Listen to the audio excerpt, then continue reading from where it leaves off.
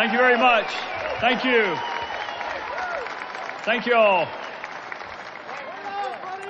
I got to be honest, I was nervous. A lawyer wearing makeup is nervous at an NRA convention. So I very much appreciate your gracious welcome. I want to put on my old hat for just a second. As a prosecutor, there are 10 things our forefathers thought enough about and thought were important enough to remind us of even shortly after our foundational document was ratified. And second on that list of things that they thought were important was the right of Americans to keep and bear arms.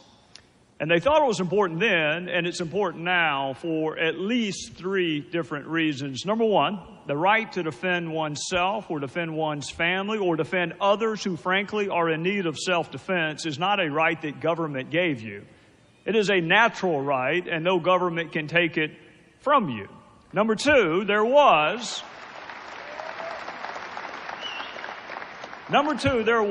and there is a need for the citizenry to be trained to handle weaponry. Number 3, our government is based on consent. The people consented to be governed in exchange for certain representations that were made to us. It is sort of akin to a social contract. And consent, both in theory and in actuality, can be withdrawn.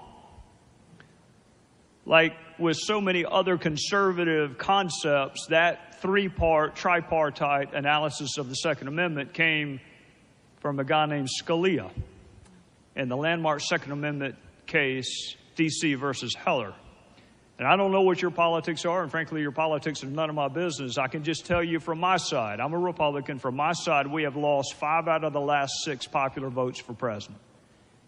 5 out of the last 6 times, our fellow citizens went into the ballot booth and pulled the curtain. They pushed the button more times than for my side than for the other side. So when you've lost 5 out of the last 6 anything, I think it is important to figure out how to persuade people that there are legal, constitutional, and practical underpinnings to our belief in the Second Amendment, but it is also important that we empower ourselves to confront the arguments made by those on the other side. So let's just start at the top. I do not need this president or any other law professor lecturing me on those who have been victimized by crime and violence. I saw it. I lived it. I experienced it. So when this president and others were working on their innocence projects, I was working on some guilty projects. And in every one of those cases, I had family members with me, along with law enforcement, who had been victimized by gun violence. So I don't need this president talking to me about having compassion for those who have been victimized. With freedom comes a corresponding responsibility. This is important because that responsibility is owed by you personally. I have a responsibility to exercise my freedom judiciously and appropriately with you. But collectively, what do we call that responsibility? This responsibility that we exercise our freedoms appropriately, what do we call that? We call it the law. Think about it. That's what the law is. We have codified that responsibility that we feel towards one another. So here, I want to ask you, how is this administration doing in the enforcement of current laws? You already know this. It's against the law currently for convicted felons to possess firearms or ammunition. So rather than register them to vote, why doesn't this administration actually prosecute those cases? Lying in the application for the purchase of a firearm, already against the law. How are they doing on the prosecution of that? Those that have been court-martialed, already against the law to possess a firearm. Those who have been adjudicated mentally ill so they do not know the difference between right and wrong. How are they doing in the prosecution of that category? Those addicted to controlled substances, already against the law for you to possess firearms or ammunition. How is this administration doing?